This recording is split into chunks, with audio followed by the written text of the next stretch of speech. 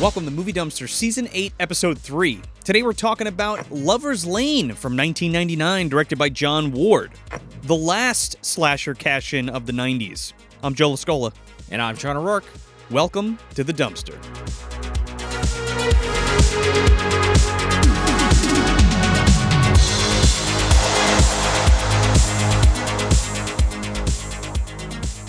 Love is in the air once again, Sean. The dumpster is feeling very festive. I smell perfume. I'm looking for that Cupid. That Cupid I haven't talked about it in a while. Oh, the cherub. Cherub. Oh, yeah, exactly. I almost screwed up my own joke. Yeah, from a couple of years back, that thing, you know. He was your demon lover, really. Maybe I was the demon lover in that situation. It was a tasty load, is all I recall. The demon humper. The demon birthday cake, I think, was the flavor of Funfetti, right in the old gullet there. Yeah. Go back. I mean, I don't know, just to plug an old episode instantly, but my demon lover episode. If you want to know what the heck we're talking about, if you're not just reading between the lines, I think that was our second video episode we ever did. Is that true? Yes, a Valentine's Day special, same Valentine's Day special, of course. Good old fucking 5 years ago, 6 years ago. Not that long. Well, first for our audio only, Joe. Let's. That's right. Remind ourselves that we're not that old yet. We've done so much shit. I'm already like, Yeah. You got funfetti on the brain. Were you sucking the cherub off now? I did. Guilty as charged. It'll give you wet brain. Yeah, but before we get into the premarital sex and bloody hooks, if you want more Movie Dumpster content, you can head over to patreon.com/moviedumpster. You can get an ad-free audio version of the show for only $2 a month, and you can get some other great stuff at the $5 and $10 tiers. We also have a YouTube membership program now, so go check that out if you're into it. There is some stuff from the $5 and $10 tiers that's included from Patreon, the carryover, but some stuff isn't. So you gotta pick and choose what you want to do. You know what I'm saying? But if you do want to, you help support your favorite show. And if you're watching the show here on YouTube, please like the video and share it, and subscribe if you're not already. It really does help grow the show and get more people in here. You know, we're always talking about growing this dumpster community.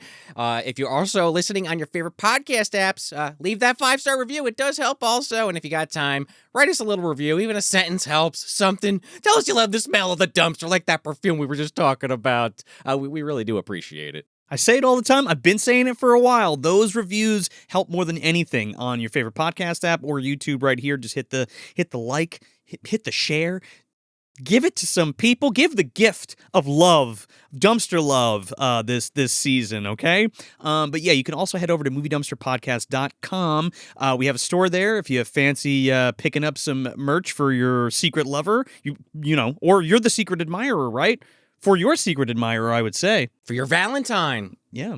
But we also have a calendar there where you can find the Dumpster Boys. We just had that great show at Neshaminy Creek. We did the 20th anniversary of Found Footage Festival. That was fucking awesome. We had such a great time. And thanks again for everybody that came out to that and said hi to us. And we got some good stuff coming up. I think in March, we're going to be at Monster Mania in Cherry Hill, New Jersey, and we'll see you there.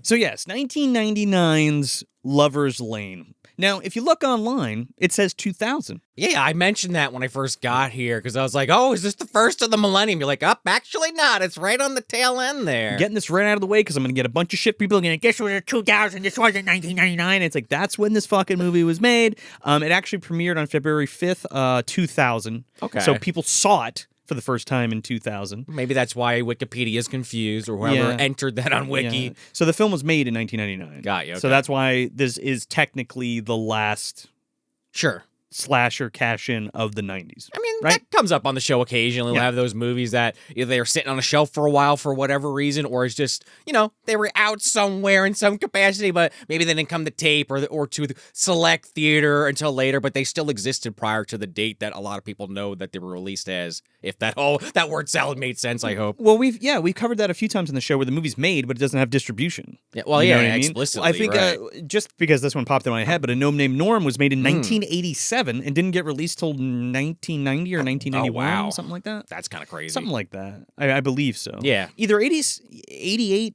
maybe. I don't know. Point is, it sat on a shelf for a few years. as with most independent stuff sometimes, I mean, back in the day, we're still talking about video, right? Right. Oh, yeah. So this is a direct-to-video joint as well. And this is also, we've talked about this before in the Leprechaun 3 episode about Vidmark and the first Leprechaun movie and how that was made. And it got theatrical distribution, but it also got pre-sold to for video stores. And that's where it made a lot of its money back, was on video. When they finished Lover's Lane and they premiered it at the film festival, they actually sold it to Blockbuster. For about $500,000, which was basically more or less the budget of this film. So they made their money back just from that deal alone. Good on the creators on that one. Now, we weren't into DVD just yet. I mean, there was DVD. There was DVD, but it wasn't. Not everybody had DVD players yet. So VHS was still prevalent. Right? So they sold the VHS rights to Blockbuster for that amount, and then they fucking got the double dip with the DVD rights, which is pretty amazing. So this movie made a bunch of money for everybody involved. So that's pretty cool. Well, that's good. You always like to hear that. Before we get too deep into the BTS of Lover's Lane, I want to talk a little bit about the hook. All right. So this is one of the only movies. I think there's a porno by the same name, but Lover's Lane. Oh, you think? Yeah. Well, that's I was looking it up just to make sure. But like the Chocolate Lane. Yeah, the Hershey Highway. Yeah. Lover's Lane is part of an urban legend. The hook. Right. And I think the first time I heard about it. I mean, this is something that goes back all the way to the 50s. All right. That's when it like kind of started circulating amongst like teenagers and stuff. And I think the first published version of the story was in like 1960. Okay. I think it was Dear Abby or some shit. I don't know. It's some old column from back. Right. Yeah. But the first time I heard of it as a kid was in Alvin Schwartz's Scary Stories to Tell in the Dark. Do you remember that? Yeah, I can't really recite it to you, but now that you do mention it. No, but the scratching on the door, I think, the scratching on the door, the fucking, those creepy-ass Stephen Gamble drawings, and like that hook, it just sticks out in my head, amongst other of his drawings in that book. But like, Bloody Fingers. Yeah, oh my God, the bloody toe or whatever. No, where's my toe? The big toe? That's a good one, yeah. But yeah, the story is like the original urban legend. I mean, it's Alvin Schwartz's version of it, but the way that it goes is that an escaped mental patient has gotten loose, obviously escaped, and these two teenagers are fucking and sucking in a car on Lover's Lane. Right. And there's different versions of the story where, you know, one of them gets killed and then finds the other one, or one of them's in the car and they hear the scratching on the door. And they drive away really fast, and when they get back home, he drops his girlfriend off or his date off, and on the fucking handle of the car is a hook hand, like with ripped off bloody stump, right? Yep.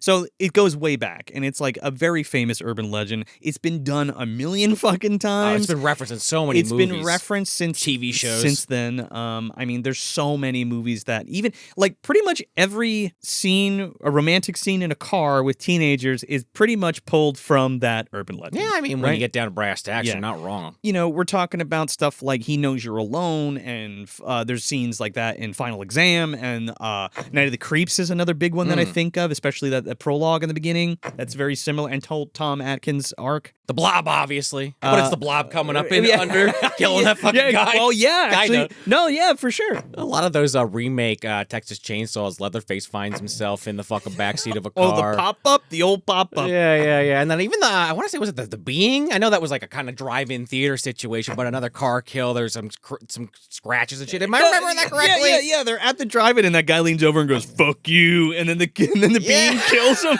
Yeah, I mean, not exactly what you're talking about, but reminiscent. It's pretty funny, though. Or you could be like Todd and Terry at the drive-in, too, maybe. There you go. Yeah, there you go. A little hatchet to the face, maybe. Oh, my God. Blood rage. Oh, God. So, yeah, it's been referenced and kind of cross-referenced in a bunch of shit, whether it's a scene or a whole movie. This one in particular is an entire movie that's kind of based on that legend, or what's behind it. That was the inspiration for this movie. But by the time this comes out, it's 2000 by the time it comes out, but it's being made in 1999. Right. We are past Scream for a while now. Scream comes out in 96. I Know What You Did Last Summer comes out in 97. Yep. And the sequel's 98. And the sequel's 98. And Urban Legend comes out in 98. And I think Urban Legend's final cut One of the, I think Final Cut's the second one. I think that comes out in 99 as well. Like the next year. Yeah. Even Scream 2's out by and then. Scream 2 is out by then. Three might be, but don't quote me on that one. So that's why I kind of was like, holy shit, this is the last slasher cash-in of the 90s because it's still following all those things. It's so reminiscent. You can't watch this movie and be like, well, that's fucking I Know What You Did Last Summer. You can't watch this movie and be like, oh, well, that's urban legend. You know what I mean? Sure, yeah. I mean, I don't want to just say that for most of this episode because it literally is not a one-to-one. I'm kind of joking here, but there's a lot of stuff because I went back and watched I Know What You Did Last Summer again after a couple of years, and I'm like, all right, yeah, they did different shit in Lover's Lane, no doubt about it, but you can see the influences. Oh, big time. And especially, but like, it's just crazy when you think about like when it came out and those were so highly popular. I mean, it's a massive film. The second one, not so much. Yeah, but Scream was huge. Yeah, but like it's not an insane thing to be like, oh, let's make something similar to those to make to make money. That's why I said it's cash in. Well, exactly. Hook hand kind of guy with a jacket of some kind where the face is obscured so you can't make them out. I want to say even like some of the original legends or like versions of the legend have him in like a fishing coat or fishing slicker. Well, that would have been a little too on the nose. Well, you couldn't do that. And like the year before, again, like Urban Legends has the hood, you know what I mean? Does, the furry hood and shit. Have you seen Urban Legends? I gotta watch that one. That's kind of a blind spot. I don't want to spoil it for you. Okay. Definitely gonna check it out after kind of doing this movie and going back into some of the movies that are similar or in this vein. So yeah, it's shot in Seattle. Which is kind of cool. So that's like right up my wife's alley. She loves this movie. It's right up there. Fucking late 90s slasher set in Seattle or shot in Seattle rather. So I thought that was kind of cool. This movie is written by Jeff Miller, who wrote Deep Star 6 and House 4. And him and Rory Veal collaborated on this, and they did a lot of direct-to-TV stuff. And a lot of scripts that they would pitch for DirecTV stuff. Direct-to-TV, excuse me. They also produced Shredder together, which is, I think, it's like 2002 or 3, where it's like a ski slasher, like at a ski resort. Have you seen that one? Yeah, I have it upstairs. Do you remember if it's any good? Or has it been too long? I don't remember. Okay. I remember very little of it, so I don't know. I have to revisit it. Next time you're going skiing, but bring the DVD with you. It's an early 2000 slasher, so maybe we'll cover it next year or something. Maybe. We got to give it another spin. This is low-hanging fruit, but now we just have a visual of literal fucking Shredder with skis going down a hill. Sorry, it's right there. I'm grabbing that one, Joe. I want to say that was TMNT, the cartoon episode. I'm sure it was. I could see, for some reason, I could see Shredder in my head with like a scarf going down a fucking hill. Yeah, with fucking... with, Bebop and Rocksteady in tow. Wearing parkas, right? Yeah. I do definitely vividly remember Donatello in a parka and a scarf. So yeah, that's all I got for this. Okay. If you want to dive into this, do you want a plot crunch? You want me to plot crunch? What do you want to do? I want to hear your plot crunch on this one. So 13 years ago, Valentine's Day, there's a murder on Lover's Lane TM. Okay. Yep. This little girl witnesses her mother's dead body and like gives her a Valentine and shit, which we'll talk about. And then we fast forward 13 years, and it's this weird kind of anniversary, because it takes place on Valentine's Day again. It's this weird kind of anniversary setting things in motion of some crazy plot that they're not sure, because there's a hook hand killer that had killed these people. Right. And now he's in the mental institution, but he breaks out. Shocker. So is he what is he doing? I don't know. He's coming after the children of the people who were killed 13 years ago. Right, grievance killing or something. Yeah. It's not exact. It'll make more sense when we talk about it, but as I'm saying it, I'm like, that kind of doesn't really make any sense. Yeah. A bunch of teenagers go to have a party and have sex at a Valentine's Day kegger and get picked off one by one. And it's definitely not My Bloody Valentine at all. This is even though that did sound a little similar. This is not even close to My Bloody Valentine. No, not remotely. So yeah, we open up. It's Valentine's Day. It says 13 years ago. Doesn't say exactly when. Yeah. Just 13 years ago. And these two people are getting it on in the car. Ward and June, like the beavers, the cleavers. Yeah, oh my God. And we get titties in the first fucking minute. Man, they're just bopping out, dude. I had to rewind. I think it was like 1 minute, 15 seconds. And this chick's like, all right, yeah, let's get it on. Let's check shit up. So they're fucking in the car, and this car pulls up behind them. And it's a pretty creepy scene. It's a cold open, too. She's like, no, stop. No, I want to do this.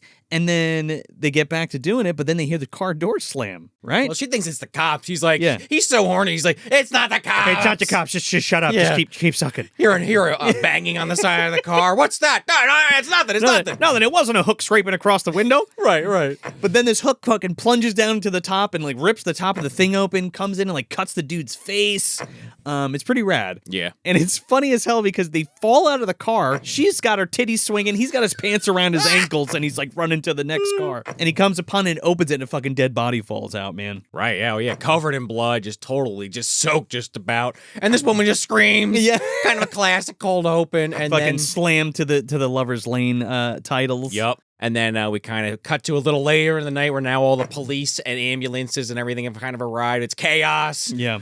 And then we get introduced to, I guess, one of our main two characters, Tom. Sheriff Tom. Sheriff Tom. He's not sheriff yet. We're still in the 13 years ago flashback. Oh, okay. He's not the sheriff? He makes a comment, the sheriff's here to town on a fishing trip. Gotcha. Okay, so he's like the underling. Yeah, right? yeah. They're doing that thing. Deputy. They're trying to show a passage of time. He's got a mustache now. He's not going to have one later.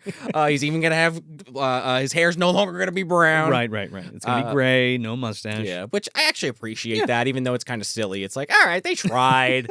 But yeah, he's coming to the scene of the crime with his daughter, and she's like, oh, when are we going to go home and pick up Mommy? He's like, after Daddy works, honey. I made Mom a Valentine, and it says, Dear Mom, happy Valentine's Day, love, Mandy. Yeah. And I'm thinking to myself, like, okay, you obviously got a call to come to Lover's Lane because of a murder. It was pretty fucking late, right? And it's like, it's pretty late, right? Why are you taking your child to a crime scene? In theory, because I did think about that. Because there's other cops there. Oh, yeah. You would think he just couldn't get a damn sitter in time. But then, lock the fucking door or something. There's got to be kitty locks in a cop car even, right? Yeah, just stick her in the back. She can't get out. Right, exactly. No, front seat. Tom's like, okay, honey, just stay here, kiddo. Everything will be fine. We'll go pick up Mom after I'm done. He goes over and we get introduced to the doctor, Jack. Is it Graff or Grief? I'm not actually sure. I just know it's his brother. Graff. Yeah, but they don't say that yet. Till later, yeah, that's true. His half brother. Yeah. And his Loomis outfit. Dude, he is Dr. Loomis. He is a variation. Yeah. He definitely, let's talk about some MDU. It's the MDU shit, yeah, dude. Dr. Graff. Yeah, like they have those parallel universes. He's in one of the parallel universes because he's got the jacket. He's got a hat to mix it up a little. He's more like the doctor from the Kindred. Oh, Roy, whatever. I forget his name. He's harboring a fucking mermaid in his lab. Make sure you take the serum or you'll pay for it later. Yeah, he's injecting his daughter or something. Yeah. I don't know.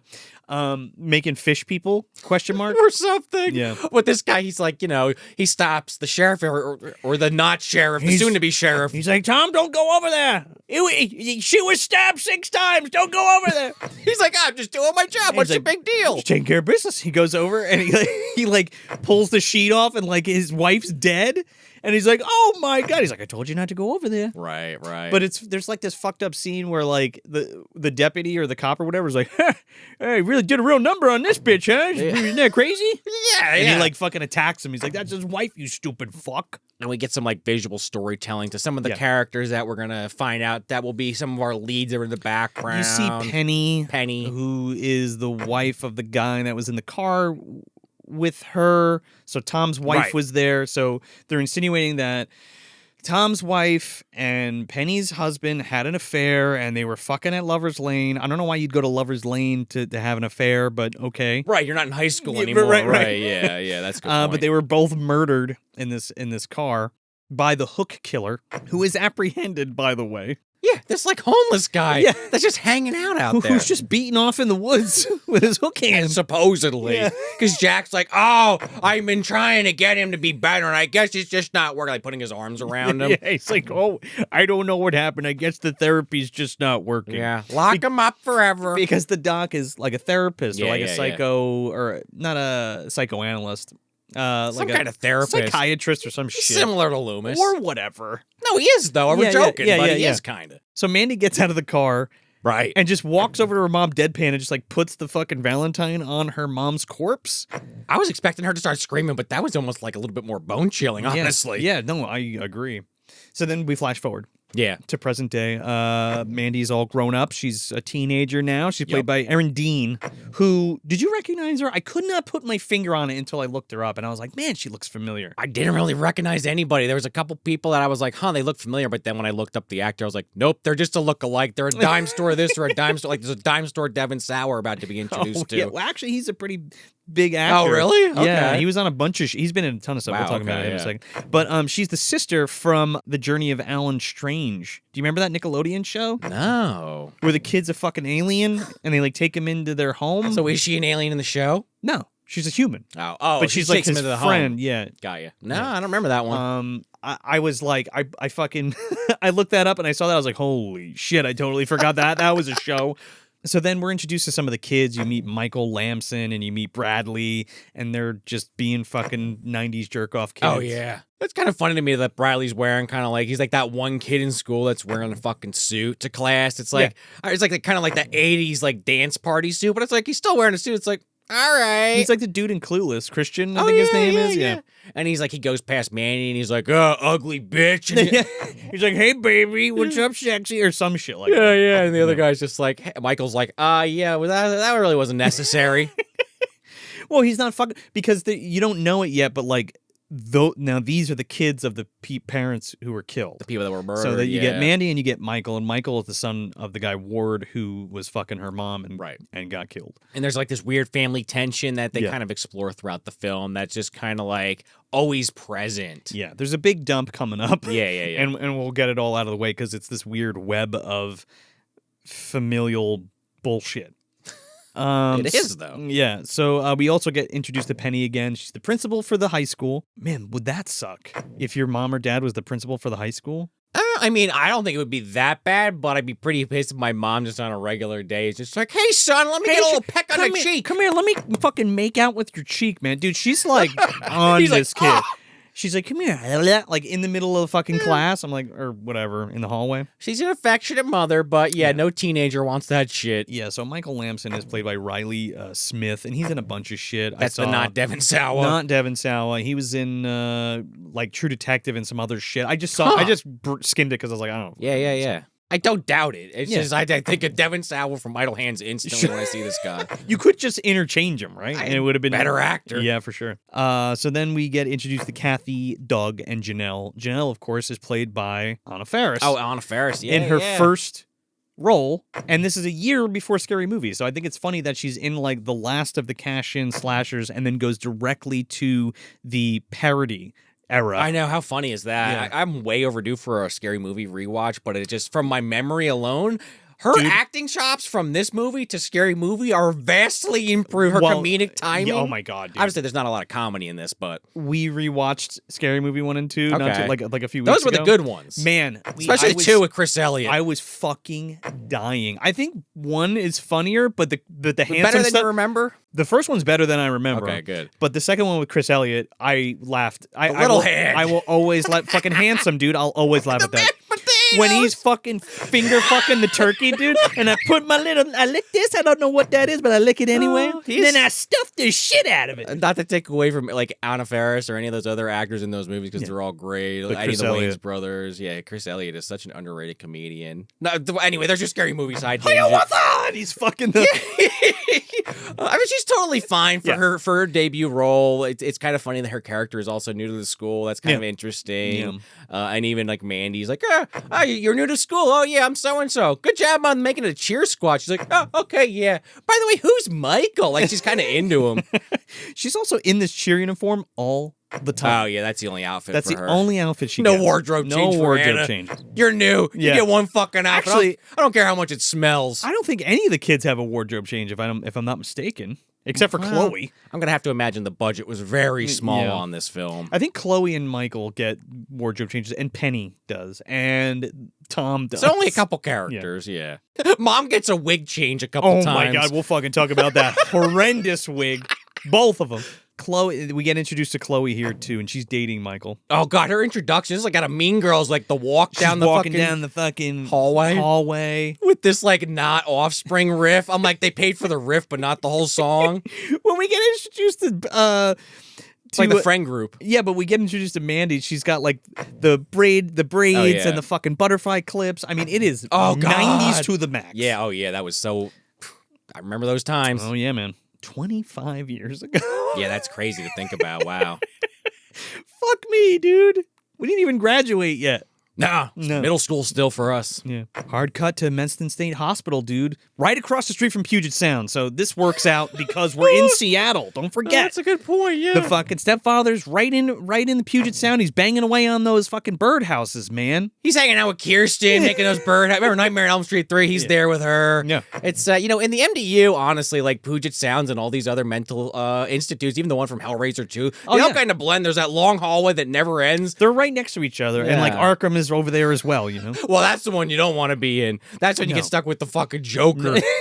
Or Two-Face. Yeah, well, maybe you get to hang out with Sophia, so that might not be too bad from Penguin. Yeah, man, I'll go to that Arkham for sure. I mean, they're not going to, intermix the men with the women, so we'd probably just get our asses chewed up by Killer Croc, but it's an idea. This is also true, but I can just be Shades, from fucking Luke Cage. I thought you meant Uncle Sam. No, okay. Shades is like he's her like psychiatrist. Oh, okay. That helps her. Yeah. Oh, yeah. I'll just be that guy and go in.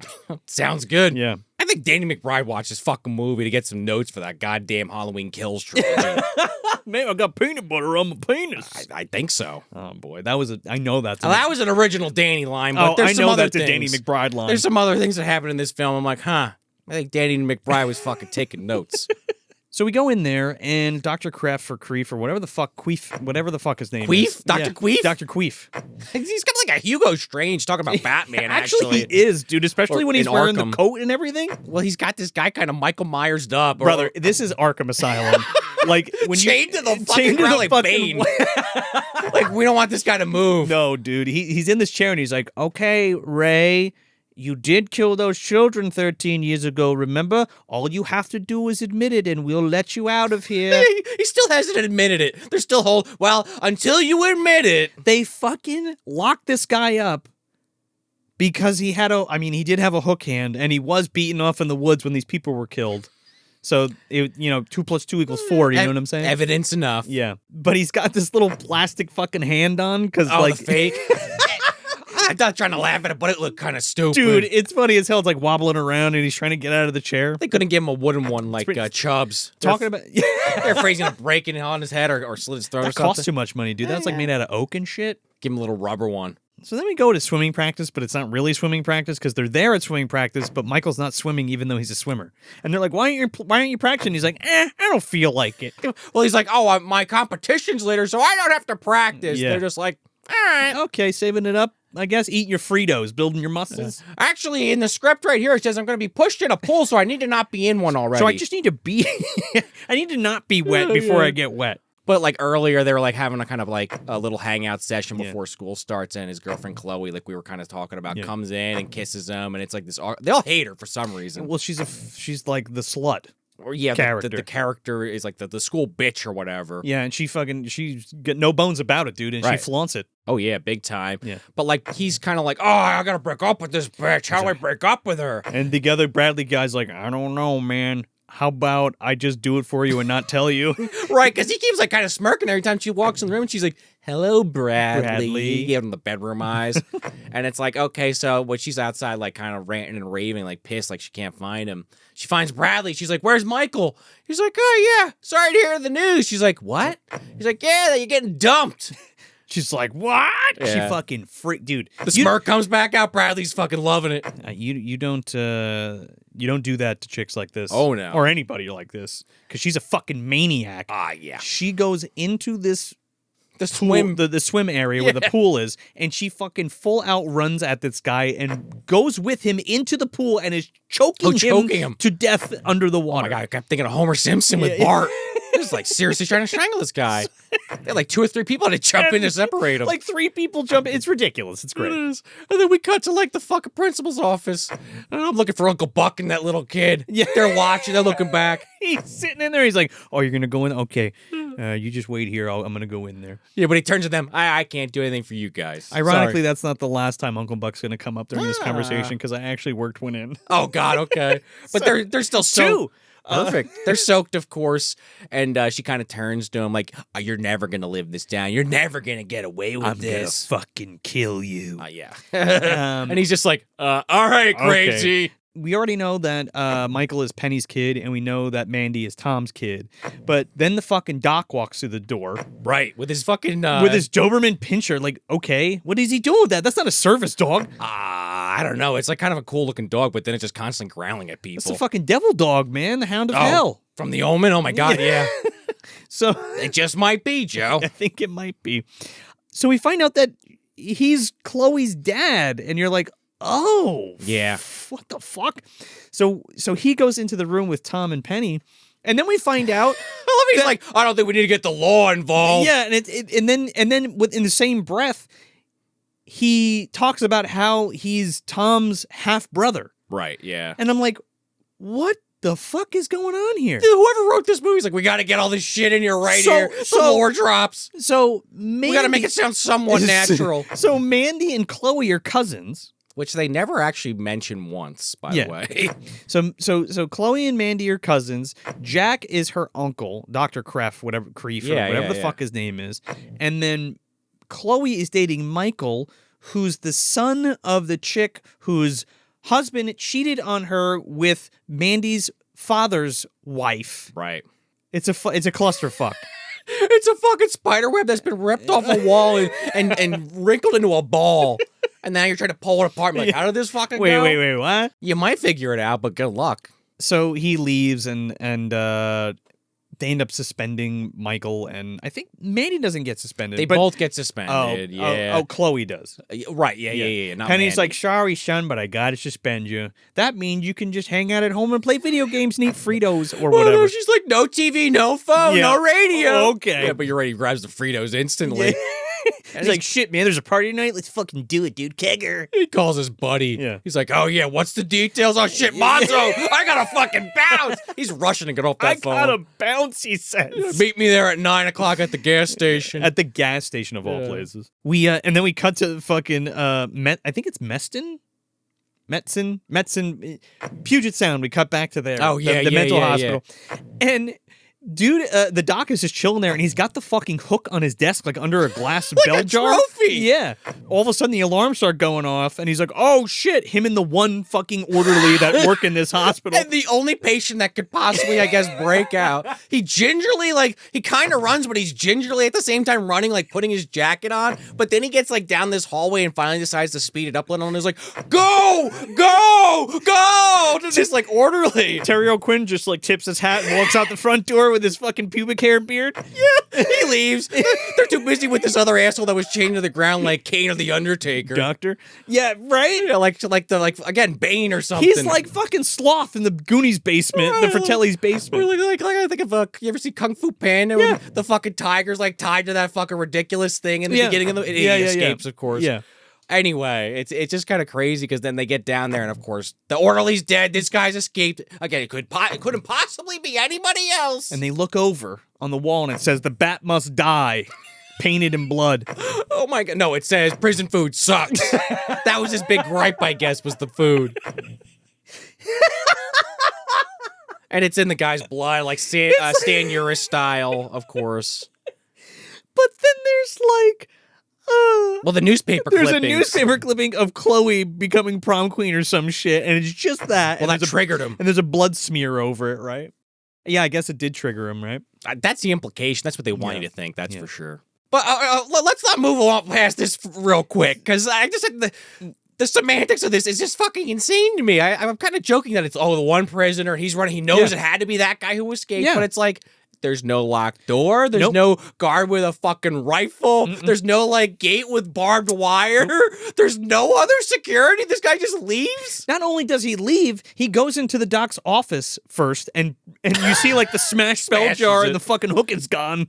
Yeah, right, exactly. And then he makes his trek back to fucking wherever, Lover's Lane. Maybe he got some driving lessons from Michael Myers. Oh, he definitely picked up a car. did. Yeah, he definitely did. And he stopped at the pharmacy, picked up a few things, some Lubriderm, slick it up so he can go fucking spank in the woods again. That's true. He was known for doing that. Dude, it's Valentine's Day, baby. We got to bust that nut. I mean, the doctor did say they were doing those things you always dreamed of, and now he can finally do those things now that he's escaped. He's going to go fuck. Especially since he was chained out. Again, another reference, like Frankenstein in Bride. Remember when he gets arrested? Yeah. He's like that, so he couldn't even crank his hockey because he was fucking chained like this. Is it like Cropsy when he picks up the hooker? Yeah. And he's like, I just got out. And she looks at his fucking hand and she freaks out. Yeah, it's something like that. Yeah, something like that, right? So then cut back to the school and like we're at a sex ed class. Like, apparently the last class of the day is a sex ed class. They did mention earlier that, your mom's going to give a speech in health class. Her speech? Speech? You call that a fucking speech? She comes that's what Bradley says. She comes in and goes, it's Valentine's Day. And I know you're going to be fucking. And then Tim's like, they know about the party? Oh shit. And then she comes out with like a condom and like wiggles it around. It's not even in a wrapper. She got that from Tom Everett Scott from American Werewolf in Paris. When he showed it and spit it out, she grabbed it off the ground. I'm going to need this later for a demonstration. There you go. Tom Everett Scott gave you that. Yeah, I got it to the TSA. Don't ask me where I kept it. It's French. Yeah. So she just wiggles this fucking condom in the front of their faces, and she's like, "Okay, don't remember there's protection if you go to the party and you want to have sex on Valentine's Day." And the teacher's like, "Watch out for STDs." Well, yeah, as they're leaving the room, but it's like, okay, the gag is it's the straight-laced principal's got the condom. I mean, it's kind of funny actually, even though I'm making fun of it. Not even skipping a beat after that, Tom comes in and he's like, "The hook's out. He got out of the mental facility." And she's like, "A what?" Oh, by the way, did you ever tell your son about that? By the way, well, it's been 13 years. It's been too painful. I just told him my husband had a heart attack. What is this, like Harry Potter? Your parents died in a car crash because they couldn't tell him about the Lord of all evil Voldemort. You're a wizard, Michael. Right, yeah. It's like, I know people do extreme things. They're trying to live in denial. She doesn't want to. We find out a little bit later that she doesn't want to believe that the affair was even happening. And I get that to some extent. But, Mom, tell your kid. Maybe leave out some of the sordid details, but at least be like, yeah, he was fucking murdered on Valentine's Day. Not only that, like, he's fucking everybody. Yeah. We'll talk about it. Yeah. When we get there. Man, we cut to the scene outside of Penny, like, pulling up to the house. Because Michael's supposed to be inside and grounded or whatever. This is when he's on the phone. Yeah, and he's eating his Fritos with his dirty feet on the fucking desk. Hides him under the bed real quick next to the cum sock. Mom pulls up and like, my goodness, this is like, they must have shot at least 6 or 7 scenes of this movie after the fact. I know. Because, reshoots. My goodness, the reshoots and this god-awful fucking wig that this woman is wearing. Michael's hair also looks a little different. They got it as close as they can match it, but the wings, the frosted tips aren't perfect. I know it's a low-budget movie, but goddamn, like she's not even in the movie that much. Right. You know what I mean? This car scene and later when she's in her nightgown are the most egregious. Are the most egregious ones. But yeah, I don't know, maybe they felt like this scene was necessary, so they had to add it in later. This fucking hair is shifting angles, and like her bangs are like going to the side. It's like all fucked up. It's clearly, obviously, synthetic hair. It doesn't even match from the previous scene. No. Not even remotely the same hairstyle. It's just like jet black too. Yeah. It's not even like brown or anything. And she's like, Michael, why are you outside? Go back inside your grounding, remember? Well, this is one of his 2 classic window scares, like car window scares, because he like comes into the frame and scares her. But yeah, she's like, go back inside or whatever. This is the other Uncle Buck reference, because we go fucking bowling, dude. We're at the bowling alley. Man, they spend some fucking time on these like B-roll bowling shots. Buck Russell is there kicking it with the kingpins, fucking knocking those down, man. Knocking them pins down. They impressed John Hughes, honestly, is the director. He was like, God damn, they really nailed the look of the bowling alley. Because they spent a lot of time on shots of this fucking ball coming out, pins getting knocked over, people getting drinks. I'm like, where's Kingpin? Where's the Big Lebowski? Anna Faris like rolls a fucking gutter ball. She didn't even have to be bowling, right? That's kind of a funny little bit, though, because they're like, another gutter ball, Janelle. That makes like 8. And then this is where you kind of get some more plot dump because, like, the Doug character played by, I don't even mention this guy's credited as Billy O, by the way. I don't know. He looks like the kid from fucking Luck of the Irish. I was thinking that. This is like a turn into the parallel universe. He's going to turn into a leprechaun at some point. He's the leprechaun from this parallel. Him and the Loomises. The 2 from this universe. The Loomises. But he has a couple scenes where they make this character very unlikable. They have the part a little earlier we kind of didn't talk about where they all give money in to buy beer. Yeah. And he's got fucking 6-pack in this school like an asshole. And he drops one on the fucking stairs and like shatters. And the principal like, catches him. And I'm like, you idiot. My office. And we're going to drink 6. We're going to get 1 beer each. And then I don't know if it's at the bowling alley or the scene before the bowling. I guess it might actually be there. Yeah. He's in the fucking bathroom. It's this one. It's this scene because he's in the bathroom. He pulls out his wallet and he has this like centerfold like folded up that he's like, oh yeah, good to see you again, honey. And he starts jacking it. He's jerking off in the bowling alley bathroom. Right, like after talking to his friends. Oh, that's like, what it is, He can't fucking just hold it until later. He's got to go into the bathroom at the bowling alley, shoot a fucking load with Cheech Marin sitting next to him in the stall next to the him. ice cream. I was thinking, I wrote that down. Yeah, exactly, because he doesn't have a date. And he's getting all bent out of shape. He's like, oh, if I jack off, I'll get the confidence, I guess, or something. In the bowling alley bathroom? Well, unbeknownst to him, Chloe comes in. Yeah, even if you lock the door, they can still look over the fucking top because that's exactly what Chloe does. We don't even have to look over the top because you hear him and he's like, "Ooh, mama, I know. Oh, mama, I'm gonna fucking come." High school student, by the way. And they have the Look shirt at you. over it, Ooh, but look at you. yeah, Like, fuck me, man. And she's like looking over the top, like, huh, all right, that's happening. You got a problem, right? You need to go talk to somebody, dude. Yeah. But she kind of like, I was gonna say she bribes him, but she doesn't even. She just kind of is like, yeah, by the way, get Michael up on the hill at Lover's Lane because I'm gonna have Bradley up there and I want him to be insanely jealous. And you basically can't say no because I saw you jacking off at the bowling alley. And he's just like, okay, I don't have a date, so I don't really know what my plan is. I guess I need to get a date then. Could you imagine that going around the school? Oh, you're done. Oh, dude, that's it. It's over. Anything like that, you're just finished. You just hope that the word stays very small around a few people. That is why you don't jerk off in a bowling alley bathroom and you do it in private at home. Right, yeah, in that sock under the bed, right, yeah. Or in the shower. Next to the Fritos. Get too deep on that thought. Man, then we cut to Chloe and Brad like at a diner and they are sucking and fucking like in the booth. Like she's like, they're making out and she like straddles him and she's basically like fucking him in the middle of his diner. She's like, my dad is the owner of the sanitarium. Like that throws weight. And my uncle is the sheriff. It's like, well, nobody's going to say shit. And I'm like, you still can't do that in a diner. Meanwhile, the fucking deputy is sitting there, sipping his coffee, fucking licking his lips, and he's like, oh, yeah, watching these 2 fucking teenagers sucking. Right, fucking yeah, it. teenagers, Dude, keyword. Scumbag. And then the fucking sheriff comes in, Sheriff Tom, and he goes and sits down. He sees it's happening. He's just like, huh, all right. he just sits down. He's just like, huh, you know, that's my niece, but... Well, the guy's like, like move. Hey, Sheriff, could you move over? My dick's still hard. I'm looking at your niece getting fucked. He goes, oh, I wish I could be her father. And he's like, her father? Why? He's like, well, she could do that, but when she comes home, I get to spank her. At no point does he go, by the way, it's my niece. No. You could have said that. This guy is not only being a pedophile, but he's also being like an incestuous pedophile. Perverted. And like total fucking perv scum. And her uncle's just like, yeah, anyway. I need you to follow her. No big deal. Can you follow her for me? And he's like, I'll follow her wherever. And he's like, no. You know what I mean, right? Actually do your job. Don't just jack off in the patrol car. We need more ice cream in this movie. Tom is such a piece of shit. I would like strangle this fucking guy. Yeah. I don't get his deal. And it's just like, by the end of the movie, I was kind of like in the back of my head, I was like, is this character a red herring? Is he actually like the killer? I don't know. It doesn't ever go there with him, but I'm just like, why is he so like passive this whole movie? I guess he wasn't shocked that his wife was cheating on him then. He was shocked that she was dead, but not fucking somebody else.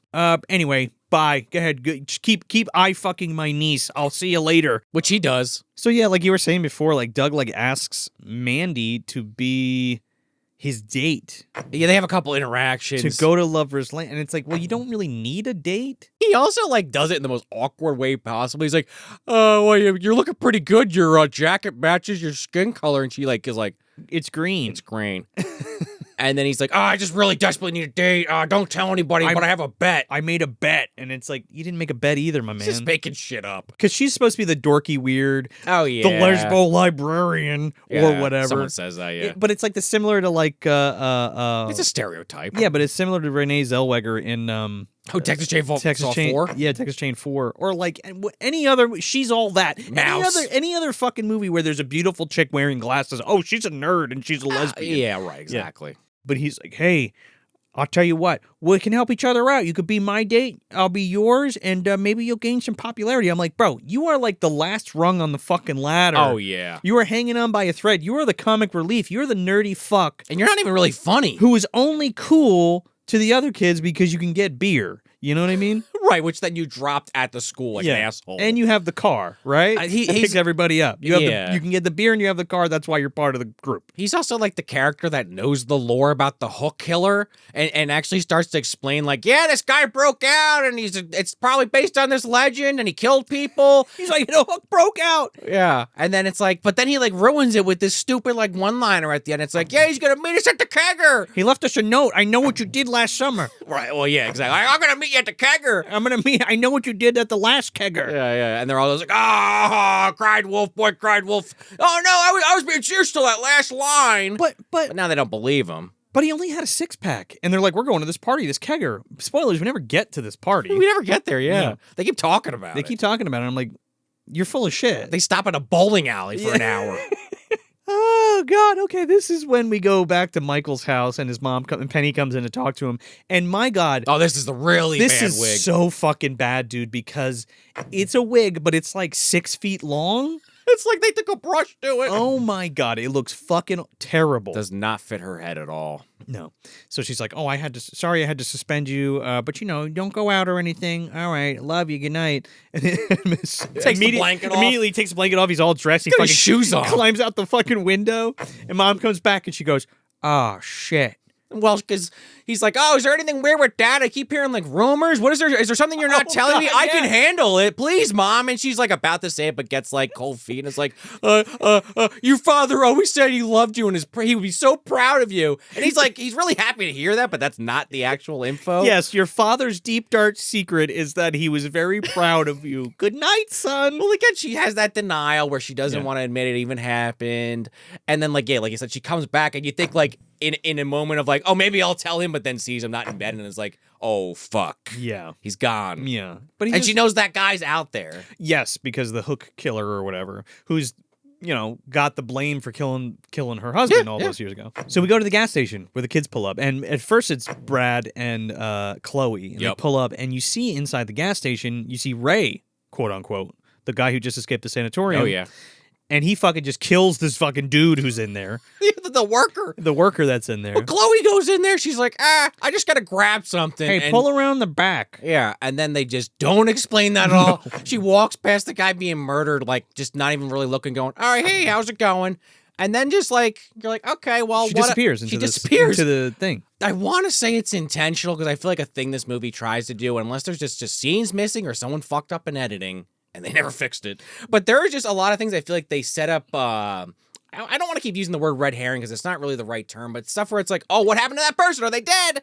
Could they have been killed? But they come back later and there's like, oh, that was just false tension then. Yeah, but this scene makes more sense if she was in there and then it happened. And then she came out the other side, and because we never get her exiting the coming building. Out of the building and getting back in the car with Brad. That's where the confusion comes in, and I think actually something that's revealed later in the movie actually answers that question. No, it does, but right here it doesn't make sense. It's still poorly edited regardless, but the cop sees them go in. The creepy cop. Oh yeah, because he sees the car leave, so he doesn't know he's just going in the back. But he's like, okay, this is weird. He gets out of the car. Well, he sees him leave without her. That's what I mean like by she's that. Inside, yeah. Yeah, and he goes in and all the lights are out. And I thought, weird reference, but Resident Evil 2, the opening of the remake. Me? Yeah. Actually, way scarier fucking Resident Evil 2. But all the lights are down. It's creepy. He's looking for whatever's going on. He doesn't know. I don't know if he even sees the body, honestly. No, he walks right past it. Okay, He sees like the door with like hook or... Oh, the scratches. The scratches and the hook marks or whatever. And he like goes back there and he's like, Chloe, you back here? I do like that as a signal of where the killer is. It's fine. But, he goes up to this, like, crawl space window or something and looks in it and he gets hooked, like, off screen. Yeah, like, through the shade. You don't even see anything. Yeah, and it's like, and it's weird because it's like, is it a window outside? Is it a crawl space? I don't fucking know. Hey, this effect's going to cost about $1. Let's just do it with a sheet. And we're going to spatter some blood on That's what I mean. Brad. There's the dollar right there. And he's dead. And then, like I said, we just assume Chloe's either dead or I don't know what, but then she's actually at Lover's Lane, we find out. And then, we cut right to her at Lover's Lane with Brad, making out with Brad, and Brad's like, Brad gets all the way to Lover's Lane with Chloe. Before where he's like, "Oh, this might be a bad idea." And to do this to my friend. he's just about to rock cock into this woman, and he's like, "I can't do this. It's my friend or whatever." Rose Bahar 4 hose or something. And I'm like, you came all the way out here. You already slipped the fucking ditch. You're already there, my man. He was at the diner, drove her around. Yeah, like you were already there, and you're like, I can't do this anymore. Well, then she's of course, because they want to play up how crazy she is. She's like, well, if you don't fuck me, you're like gay. Yeah. And I'm gonna tell everybody. I'm gonna tell everybody you got a limp dick. Limp dick. You're gonna fuck me right now. And I'm like, or I'll kill you. Yeah. She says, and you're like, oh god, she's being so dramatic. and it's like, okay, yeah. Well, all right. It is a slasher, so twist my arm a little more. Sure. No, yeah, you have the idea. The seeds are planted instantly. Yeah. But then we kind of. Well, I mean, just slamming it to her in general. Oh well, yeah. Well, both that. Oh, what does she mean by that? But also, yeah, let's just fuck her. It's fine. Yeah, sure. It's my friend. I've already done so much. I've already ruined this friendship. Well, she pushed my friend into the pool and choked him to death and tried to drown him. I better do what she said. I mean, I probably wouldn't have gotten with her in the first place at that point, but that, this is a movie. Dude, she's a choice piece of ass. She even tells us this. I mean, oh yeah, forgot to mention that she also gets the titties out, like literally mirroring the opening. Yeah. I don't think they're her tits though. I think those are stunt There's boobs. a lot of cutaways. Yeah, that's a stunt boob. Anyway. Yeah, she didn't want to show the Snoopy. Somebody else had to. No, I mean, there's Snoops for sure. But yeah. So Michael's gone, and Penny goes to see Tom, and she's like, Tom, Michael's gone. It's the Hook Man, I know it. He's coming back for our kids. He's like, what the fuck are you talking about? It's like, my dork of a daughter's home. She's like, doesn't have friends. Just call her. Just call her. Just call the house. Call the calls, and like nobody picks up, and there's like a note, and it says, out with some friends. Bye. I'll see you later. But then he also gets kind of nervous by that, and he's like, all right, you already looked all over for your son. This was kind of a because again, this is where they're out at a party. They're worried because the Hook guy's on the loose. Yeah, but I'm saying this is where all that kind of comes out. We finally find out, oh, they're still not over what happened 13 years ago. Tom even says, they were having an affair. I've accepted it. Why can't you accept it? And Penny's like, I just don't. I don't think he was doing that. There has to be some other explanation. He most certainly was, but not with his wife. Right. And she's kind of hung up on that. And he's like, can we get fucking past this? And then, then he calls his daughter. And now it's kind of more on the focus of the kids. So they kind of start working together. And they drive off to try to find out what the fuck's going on. Yeah. So all the kids get in the car. They pick up Michael from the gas station, which I guess is another local jump hangout. scare. Yeah, another jump scare. Jumps at the windshield. A fucking second window jump scare. And then he's like, oh, I'm not getting in there with her in the car because Mandy's in there. And they don't like each other. The tension. Their parents keep them apart. It's weird. I don't know. But like he doesn't know why. He's just an asshole. Yeah, but he doesn't know why he needs to stay away from her. That's what I mean, though. And it's like, okay, it doesn't make any sense. Anyway. My mama said you're an asshole, so I can't go near. Oh, I can't touch you. Even though Tom and his mom are friends, I don't know. Weird teenager shit, It's a weird teenager shit. But she knows all the lore about every... she was there, remember? She was there. Can't really lie to her on that one. So all the kids drive out to Lover's Lane TM, and they see Brad's car. And then there's like a fake out where... the kid Tim and Doug go to like see the car, and they're like, "Oh my God, he's dead. He got stabbed or whatever." Ketchup, and he's like, "Look, it's ketchup." Yeah. I wouldn't mind that if this was like earlier in the movie, but now we're kind of getting to the point where like nothing's really been happening for a while. I mean, one off-screen death. We're getting there, and it's like I don't know if we needed a fake out. Yeah, that's here. what I mean. I think it would have been just as powerful if you just took that scene out. Because considering what happens, yeah, because we go back to Brad's car. And they open the car and the music's blaring, but nobody's in it. And fucking Chloe and Brad are around the front of the car sitting next to each other with their throats slashed. Oh, yeah. Well, they want to get He's like, damn, look at those effects, man. Yeah, you pulling my chain, brother? They have that gag. This is the character. That's like their only kind of personality quirk, so they have that. But it doesn't really matter because seconds later, the killer comes out of the bushes. Fucking Hookman Ray comes out and kills Tim. Yeah, right, yeah. And Doug's like, oh, fuck. And he like runs away. Yeah, he grabs like his girlfriend, Tim's girlfriend, and like Kathy is the other one. Yeah. They run back to the car, and at first, like Michael and Mandy think it's another joke. And they actually bond for a moment there while they're kind of standing there. Yeah, and they're like, they also say stuff like, oh, why are you dating Chloe? She's such a bitch. Like, you still have feelings for her, yada, yada, yada, blah, blah, blah. You won't go to the car because you still want to get in her pants. Whatever. But now they're all in the car running. Now there's fucking hook hand guys coming at him, Dude. or driving rather. The hook fucking throws Tim against the car, like his face against the window, and they're like, fuck! And they like peel out, and they're like driving like as fast as he possibly can through this dirt road, and then they crash into a fucking tree. I was definitely having flashbacks, though, unfortunately, to Home Sweet Home and fucking Dark Forest. Some of these shots, I get it, but this is a low-budget film, and you gotta do what you gotta do. But maybe don't shoot some of this shit at night. Maybe do a fucking night-to-day change, or day-to-night. Because some of this stuff's like the stuff in the car when Bradley and Chloe were making out is really kind of hard to see. I mean, you can make it out enough. Did you? But when they're driving, I'm like, I could see headlights, but beyond that, I don't know what the fuck's happening. Did you? What was it? 4:3 or was it widescreen? 4:3. Oh, so you watched the VHS? It's the only cut that's available online. Yeah. So the Arrow Blu-ray actually presents it in a widescreen. I actually am curious about that. It's like a scan of the 35, but they also have the VHS rip. Huh. So do you remember, just now that I mentioned that, do you remember it being clearer specifically? No, it's dark as fuck. Oh, it is still, but you can. What I'm saying is, if you watch the cleaned up version that Arrow did, you could see everything. That's what I mean by that. It is easier. It's all fixed. All right, yeah. It's unfortunate. That comes up. So, I mean, sometimes in big budget movies, but it's more often in these smaller pictures. And it's a shame because there's some kind of interesting stuff happening. But yeah, they crashed the fucking car, long story short. And fucking Doug like breaks his leg. Yeah. And they're getting the fuck out of the car. And then just randomly, what was that girl's name? Kathy or something? Just runs off and just into the woods. Gets killed or something, just screams. She gets taken, and we never see her. We don't see her again for a while. So they're like, "Oh, should we get Kathy? No, let's go this way. Fuck her, go to the house." While Anna Faris grabs Broken Leg Boy and is like, "Take him to a barn or something, or whatever. Get him out of here." I don't know how they split up and end. We'll talk about it in a second. How they split up and end up in the same place. I don't know. I have no fucking clue. Before we get to the house, because we can do all the house stuff in one shot. Sure. But like, this is so fucking funny because Tom and Penny go to the bowling alley to find out more information, like where the kids are. Oh God. It's like this guy and his girlfriend, and she's fucking hammered. And they walk up to her, and she's like, "Do you know where Michael is?" And he's like, I don't know. I don't know where Michael is. I guess he went to Lover's Lane or some kind of party or something. They all went to a party. And the girl's like, "Yeah, your son's probably already getting fucked."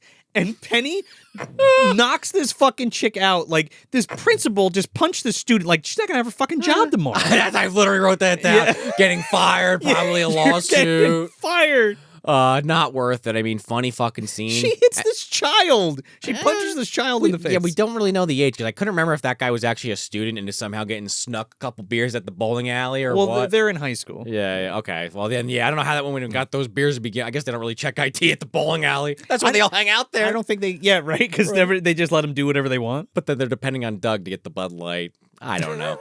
Anyway, yeah, she punches him in the face, or her in the face, and then they leave. And then Tom gets like a call. And it's like, "Yeah, got a disturbance at the bowling alley." He's like, "Yeah, I heard about that." Yeah, okay, send somebody on it. And she's like, like laughing to herself. Yeah, like, "Oh, you." And it's like, you just assaulted somebody.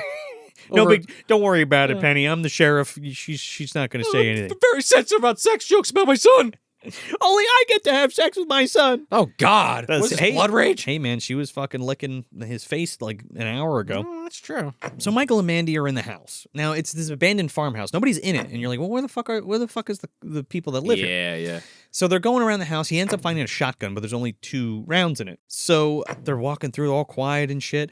And they pull back a couch, and Doug and Janelle are behind the couch, and fucking Mike almost blows a hole in them.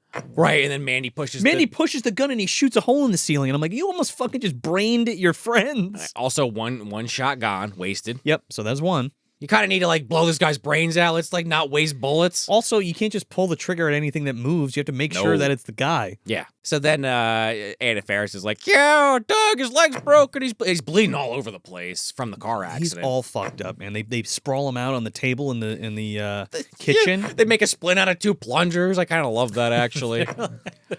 And then he's, like, fighting it. You know, you ever get really hurt like that, you kind of, the adrenaline's pumping. You don't want people to fuck with you. He's kind of like, "Don't fuck with me." He's, like, Baldwin and out a little. Yeah, he's like, "Don't touch my leg because it's broken." So Mandy gives him, like, a bottle of Evan Williams, and she's like, "Drink the whole thing." Well, and then we get kind of a joke that we could have seen a fucking mile away coming. Yeah. Distract him. Right. Second that she says that, Anna Faris can't figure it out. She's like, who's your favorite teacher? He's like, my teacher. She's like, I barely fucking know this guy. Don't touch my fucking leg. Yeah, and then she, pulls her shirt up from behind. The snoops come out and the snap goes in because fucking Mandy sets his leg. Yeah. And he passes out. Oh, yeah. I was going to say, very cliche, but okay, sure. And then we get this fucking one-liner where he's like, wow, you're a real knockout, Anna Faris. The one-liners are really bad in this. They're really trying to get that tagline for the trailer in here somewhere.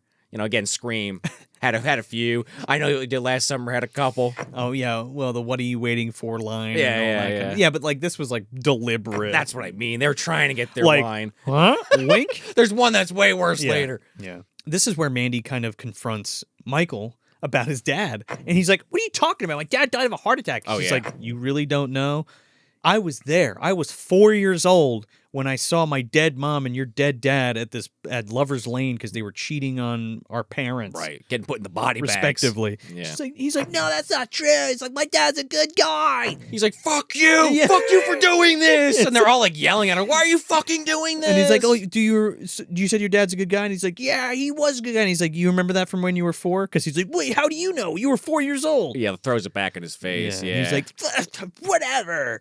Well, he wants to argue it more, but I kind of feel like he gets shut down there. He doesn't even know how to react. He's so flustered. It's almost that thing, too, where it's like, why didn't his mom say anything? Again, I don't want to keep repeating myself here. Part of it is that she doesn't want to believe it. But. Yeah, sure. But, like, we'll get to the end with that. Because don't let me forget, because I want to put a point on that. Because, like, she's in fucking denial, like, complete denial. Yeah. Well, they split up here, too, also. I don't know why all 4 of them don't stick together. Yeah, I don't, because the guy's leg's broken, I guess. Yeah, the guy's leg's broken. They stay there. Well, they're going to look to get a way out of there. Right, they leave Anna Faris behind with Doug, and then... they go to the barn, which is, like, right across from the house. Yeah, they wave to Michael Myers and Jason are hanging out, and they're playing poker. Leprechaun's up there. Oh, yeah, kicking his feet, making the fucking go-kart. I mean, we have the well, the MDU well, where Lubden's well, where a lot of them meet and play Texas Hold'em. But, Jason and Michael Myers, they've killed a lot of people in fucking barn houses. I think even Chucky's done a few people in. I don't think Chucky's done it. Definitely Lep. Lep's making the go-kart while Jason's getting a fucking axe in the head. I don't think Freddy's been in a barn. He should be if they ever do a remake. Get a barn scene in there. There's also, of course, The Barn and The Barn 2. Oh, yes, the titulars. Right. But I love a good barn scene. I kind of wish we did more in the barn. Well, the critters are up there, too, eating Billy. They're eating Billy Zane. That's true. I don't know. Another trope, barn shit. I wish they did more with it. It's kind of just there, and then, there's another trope later with the barn. There's a car in it we'll come back to. Of course. So then we're following Tom and Penny also, like, as the B story, and they're driving around trying to find answers. They ask a couple people on the street, have they seen so-and-so? Oh, it's ridiculous. But they somehow come to the conclusion that they got to go back to Jack's house. Why did they go to the doctor's house? I feel like I missed that. I want to say something clues them in on it, but I kind of forget, to be perfectly honest. I don't know, man. So they go to the doc's house, and they look in the, Tom's looking in the windows, and there's like... the burners are on! The fucking burner's on. Somebody's making tea. There's Fruit Loops all over the counter. There's fucking eggs. It looks like Zool had a fucking party in there. Oh, God. But the thing that cracks me up the most about that is he still takes the time to go all the way around the fucking the house to find an entrance instead of just breaking down the fucking, like, sliding glass door to get in when he sees those burners It's his brother's house. Yeah. Doesn't he have a key or something? No, he doesn't. You would think he would. Instead, he's like, oh, shit, that door that's slashed by a fucking hook hand? Huh, I'll go through this way. This looks ominous. Let me go in this way. And they do this thing that I fucking hate that movies do, especially horror movies, where he's walking around this house, and it's actually had pretty good tension, honestly. It's probably one of the most intense parts of the film because you don't know what's going to happen. Because the killer technically is in the house. As far as you know. Yeah. But we do this bullshit where you see the killer behind him.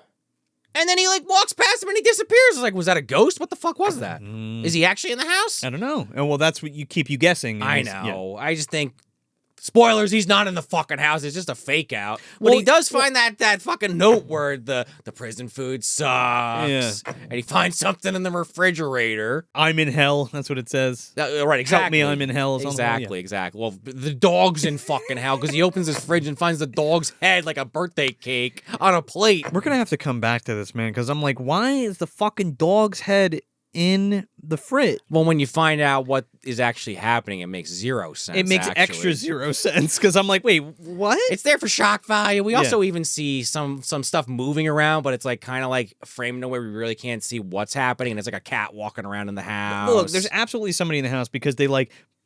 They're like at the counter where all the Fruit Loops are, and they like knock a knife off the counter and it like falls. I just kind of assumed that was the cat, but yeah, maybe that was supposed to be someone in there. It's somebody's hand. You see somebody in there. Well, then the mom comes in, so I don't know. It's just again, unless that's like a fake out scare. Maybe I'm just confused, or maybe it's the editing, or maybe it's a little bit of column A and column B. Could it possibly be that it's not really well put together? That's probably it, but it just it's overly confusing, and it's kind of a long scene. As much as I'm saying, as the tension's really good in this part, it really goes on for a while. It's like a stalk scene, kind of. Yeah, it's not bad. It's not like it's shot poorly. It's just shot really well. It just doesn't make any sense. No, exactly. But mom, when she comes in, I do like you joked about a key, him not having one. He's like, "How the hell did you get in here?" She's like, "Oh, key under the mat."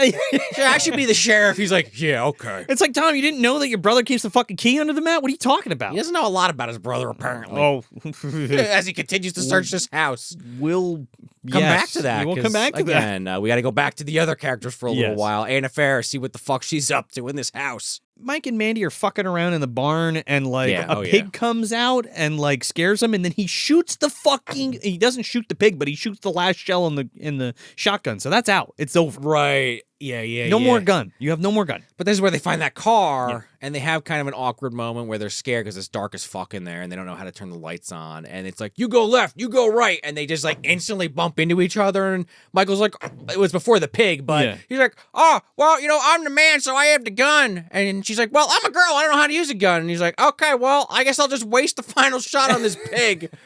The killer sounds nothing like a pig, by the way. Well, it's not Leatherface. Ah! But no, they find this fucking... But again, he's trigger happy. He could have totally killed another one of his friends. Should have had her fucking hold the rifle. Anyway. The shotgun.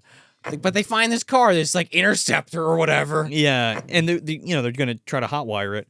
But before that happens, we cut back to Janelle in the house, Anna Faris. Yeah. And she hears something. And she thinks it's, somebody's breaking in, and you see the hook like past the window and all this shit. But she ends up like running all the way up the stairs into like this bedroom. She's hiding. And she sits down on the bed. Well, she puts a dresser in front of the door. Yeah. And she sits on the bed and she looks at the wall and it says, "Die, bitch," like carved into it. It's like, she's like, huh? Who?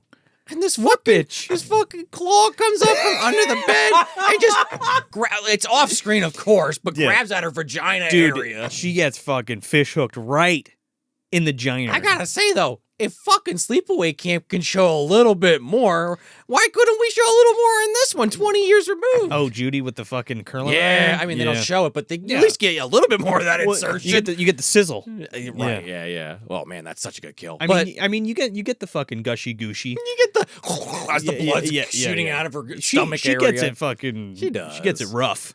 And then, then that outfit really stinks. Mm-hmm. That the cheerleading outfit she hasn't been able to change out of for days. It's exactly like the Kill and Mutilator. Like the one chick gets fucking done the same way. It is actually. But anyway, now on to our next victim, Dougie on the table, who could barely fucking move because he's drunk and in massive pain. This is so broken crazy. Leg. This is so crazy because like he's laying on this fucking chopping block table. And, and that's Uncle Buck what he made a big pancake on. the hook comes in, and he's like, "Oh fuck." Oh no! Please don't kill me! Oh god, this shot is so. I know what you did last summer. The hook is like, when it's like looming over the camera. It really looks like him with like it's the same outfit this killer always has, but the angle is like, oh, where's the trench coat? Yeah, there's no trench coat. It's the it's the medical facility. The medical facility fatigues, and he's got like a hood. Why it has a hood, I don't know. Hide the face. No shit. But why it has a hood, practically, I don't know. Zero reason. But like the hook is like caressing him. Oh, his stomach area. It's like up his shirt, and it's like taking down his pants. He's like, "Oh, I just want to get laid, man. Not like this stuff. Not like this." Yeah.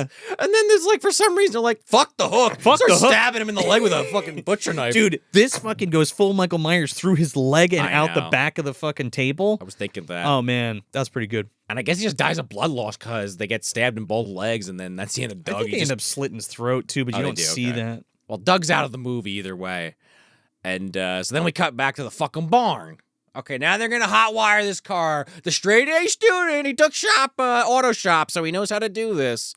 And she's holding the flashlight, Mandy, but she keeps going back from where he's putting the hot wiring doing to looking out the windshield and back and forth. Oh, keep the light on me. He's here. Right. And you see the Hook come in and like shut the door. Yeah. She's like, wait, not yet.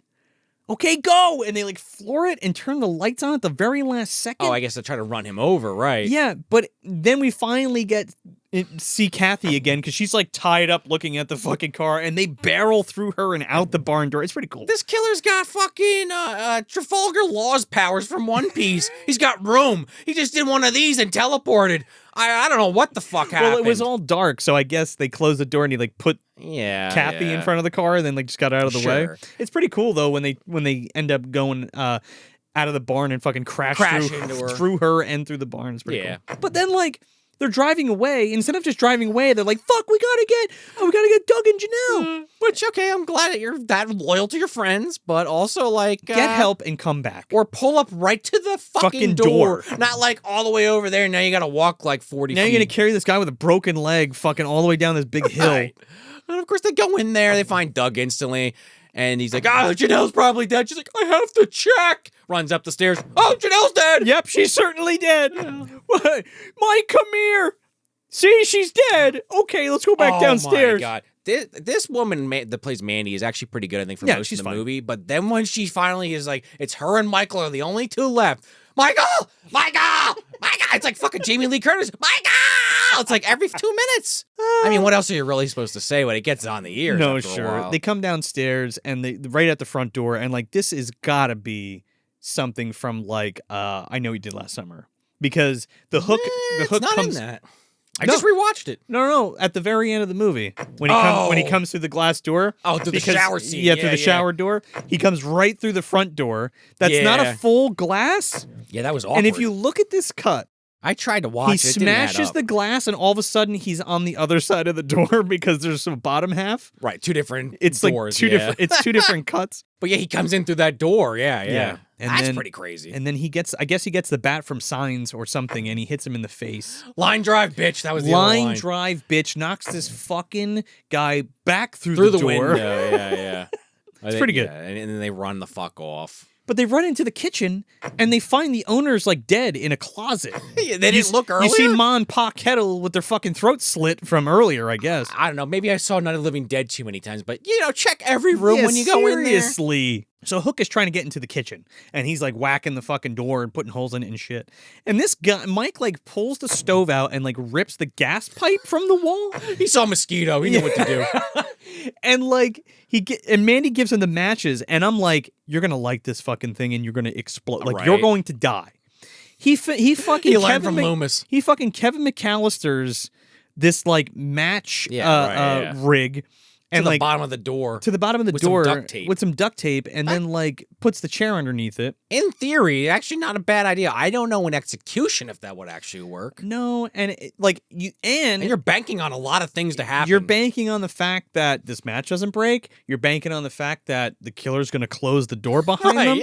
Yeah. So they jump out the window, and the killer finally comes through and like opens the door and then closes it. And when they close it, the match strikes on the ground, and the fucking house explodes. There's bricks and wood flying everywhere. So real quick, fireballs shooting out of both sides of this fucking house. They weren't supposed to set the house on fire. It was supposed to be a mock explosion, and I'm like, but you put pyrotechnics in this house. They blew the fucking bottom half of this house out, and it caught on fire. They had to call the fire department to put it out. And they call the fucking owners of the house, and they're like, oh yeah, we lit your house on fire. Thank God. The owner was like, yeah, we were going to demolish it anyway, so it's fine, no big deal. But, like, you blew this fucking person's house up. Oh, my God. I mean, it looks good. Yeah. Nothing should have survived that, by the way. Hook is done. He is fucking barbecued. Yeah, he's a fucking ember. Yeah. He's cinder. He is splattered. He was right next to the gas line when that fucking thing exploded. We're going to take his remains and use it to heat up the fireplace because he's fucking charcoal. Yeah. Okay. So here's the big reveal lore dump. Right before, well, this is the big lore dump before the reveal of the end of the movie. Right, yeah. Right? The pregame, the mini boss. The pregame, the fucking what? Right, yeah. The twist, the Shyamalan-y twist here. Oh, yeah. Tom walks into his half-brother's room, and he's like, that's weird. There's a teddy bear there, and these women's panties. And he's like, he yells down the Penny. He's like, hey, Penny, did Jack have a girlfriend? Meanwhile, she's looking through his book pile. She picks up this book, and it's called Sexual Deviance. Which he mentioned in the beginning of the movie. Father-daughter relationships. Right. Which is what he said is what the guy in the beginning, the hook hand guy, he has some sexual deviance. That's what he did. He was obsessed with your wife, Tom. I tried to stop him in therapy. So it's like, then she finds that book. You're like, was he just saying that? Father-daughter sexual relations book. Where do you even find that book? What section is that in? That's Jeffrey Parenting Jones. Tips? Is that where it's? I don't know. That's a weird one. So you get that, and then like she goes up to the room. She's like, she doesn't say anything about the book, by the way, and she's like, "Oh, that bear. Michael gave Chloe that bear," and you're like, "Well, okay, that's Chloe's bear, and those are Chloe's panties, right, in Dad's room." Also, what's this closet over here, by the way, with all this light coming out from under the door? What is that?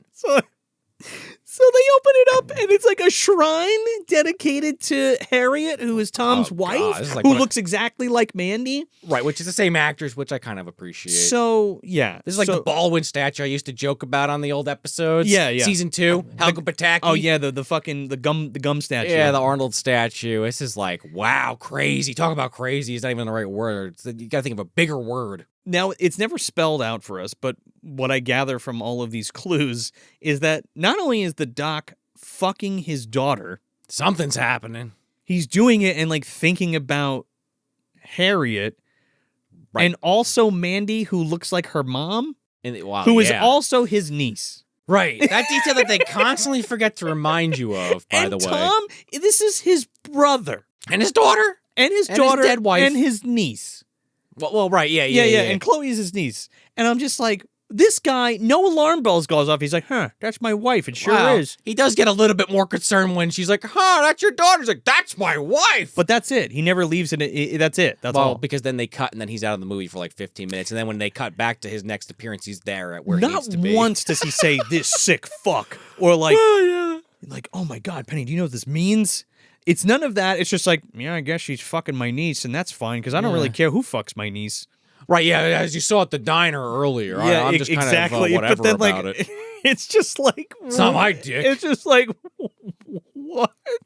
It's inferred, but nothing's ever confirmed. Yeah, but then we cut to Mandy and Michael now driving the car trying to get the fuck out of Dodge, and they see Chloe in the middle of the road. Oh, yeah, she's laid up in the middle of the road, and like, oh, wait a second, we thought you were dead.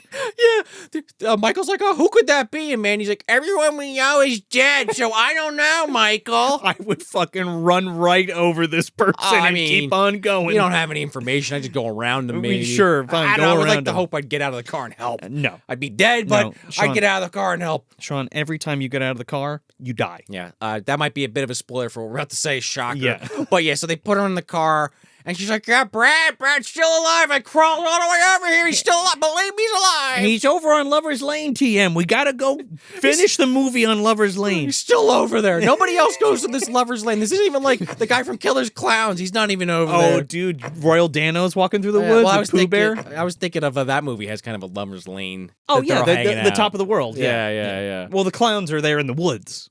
That's what I'm saying. They got the tents right over there. I guess my joke is that this isn't the popular Lover's Lane. That one's down the street. No, Joe Lombardo is fucking cotton candy cocooned already. Right. Well, there you go. Yeah. They were like, where the fuck's Brad's car? Where's Brad's car? Oh, I don't know. Wait.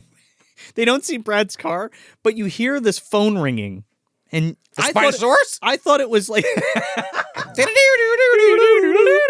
I thought it was something in my house, because I was like, I forgot this part, and I'm like, how does she hear the cell phone that's outside of the car that's like 100 feet away from them? It's one of those Nokia boys. I guess from back in the day, before all teenagers and young adults just muted their cell phones. Back when people actually used the ringer. When you're playing Snake on your you want to hear those buttons when you had to like go through the numbers on the phone to text people. That was a nightmare. Thinking about those rotary phones our parents had to fucking use. Yeah, well, they weren't texting people. Yeah, that's true. Remember with the letters on the numbers and you had to press them like 3 or 4 times just to fucking write Big something? time. It took you like fucking 5 minutes to write something. Thank God she didn't need to text back whoever's calling. She just picked up the fucking phone. Seriously. She's like, hello?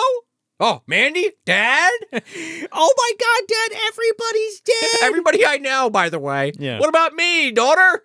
Everyone but you, Dad. Wow. Real funny.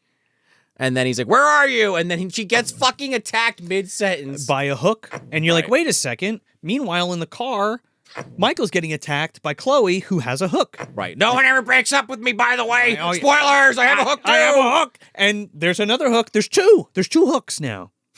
Could there possibly be more? Can we make this a hat trick, Joe? I don't know. Let's see what happens. So Chloe and Mike are like fighting in the car, and the other hook takes Mandy and stuffs her into a car. Right. This is all like ritualistic, right? Because like it has to be in the car on Lover's Lane. Oh, yeah, right. The back seat. Yeah. Hook finally unmasks himself, and it's a burnt to shit Dr. Chef. Right. He survived the fucking... He is Loomis. And it's like... This is part 4, Loomis. He's not fucking Dr. Giggles, you know what I mean? And like, you exploded in that fucking house. You're not just burned... Yeah, not Loomis, right? I joked earlier that he was Loomis. So now we get the full scope of the story from the cold open of the film. What really actually happened. This is what really happened. The doc was treating her mother, Harriet, drove her to Lover's Lane, tried to confess his love for her, tried to take advantage of her. Ward, who was in the car with somebody else in the beginning of the movie, right, gets out after all the shit with the hook and tries to stop him from killing her mom. And then he dies and she dies. Right. Apparently, the way that he describes it. Yeah. So Ward is cheating on his wife, but is not that what with it is? Harriet. Okay, so I missed that detail because I was trying to put that together. Why the fuck was Ward there? I should have rewound it. I mean, Ward he's the guy in the car that we see. No, I know that. I for some reason was like, okay, I missed that detail that he was actually cheating. I thought that there was still some argument to that, but I guess not. It sure wasn't Penny in the car. No, it sure as fuck wasn't. I was just saying. It was June. Oh yeah, you said that earlier. Yeah. In the beginning, and so he's definitely cheating on Penny, but he tried to save Harriet, and they both got killed. And then, not only did the doc kill Harriet and Ward, but he also blames it on another patient, the fucking furious masturbator on Lover's Lane with the hook hand. He blames him for the killings and they put him away. I guess this guy's a mute.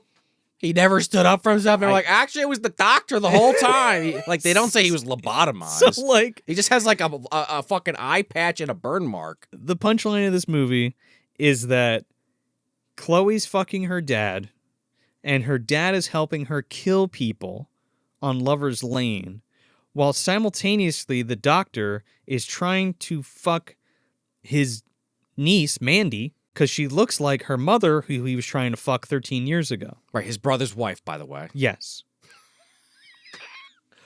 That is the convoluted shit we're dealing with. Oh, but it gets even crazier because then Michael hits fucking Chloe with the cigarette thing in the car. Oh, dude, he gives him a fucking Detective Mike Chucky right on the cheek. Right on the cheek, and then he kind of stumbles out of the car and she's going after him. Fucking yearbook photos are tomorrow, or whatever she says. Right, and then now we have another... Well, we think it might be Dad at first. Another insane person, same outfit. Yeah, because she's like, Dad. This is where she spills the beans. Where it's like, Dad, I killed those other people, and you couldn't even take care of my ex-boyfriend and his fucking shitty whatever. She said she killed Doug and Janelle. She killed, yeah. So she like admits who she kills, and then the fucking hood comes off, and it's Ray, the hook hand, the actual dude, the masturbating hook hand guy, and he's there, and he's like, and she's like, oh fuck, and he slits her throat, and that's a pretty good kill. There's like a big, huge blood spray on the you still don't car. See it. You see some jelly hit a car. That's pretty good though. It's definitely one of the best in the film. But how does Ray know Chloe?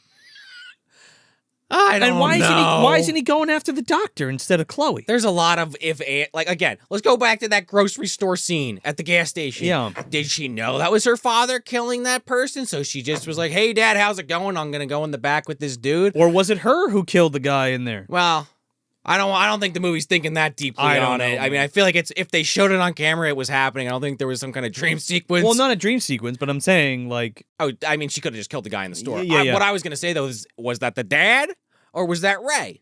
I'm assuming it's the dad because then she made it out of there alive. Maybe it was Ray. That's what I mean. It's confusing.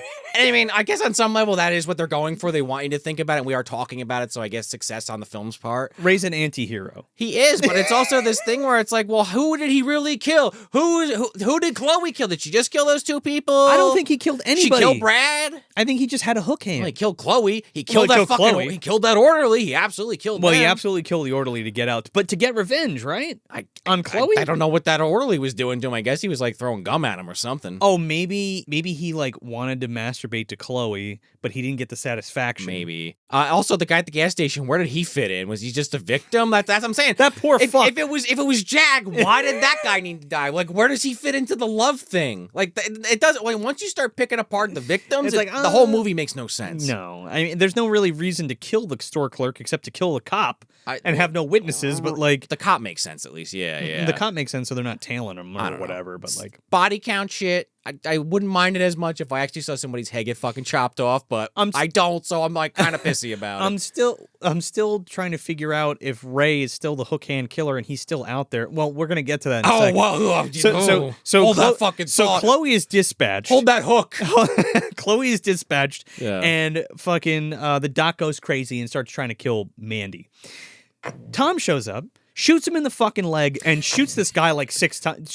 He shot him 3 times. I counted. Oh, 4 times. Yeah, imagine four to shoot him in the head in the final shot, but yeah, he blows him away. Yeah, but again, he's still not fucking dead because then he comes back to life and jumps on Dad, and then Chloe grabs. This guy's like Vigo. We got blown up. You got to do a little bit more than that, right? It's Dr. Giggles. Yeah.